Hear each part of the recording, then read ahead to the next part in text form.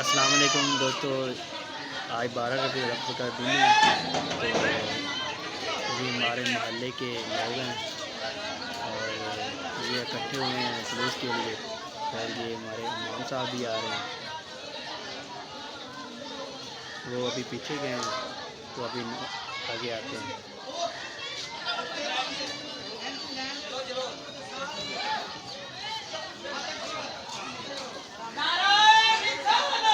या रसूल अल्लाह, या रसूल अल्लाह।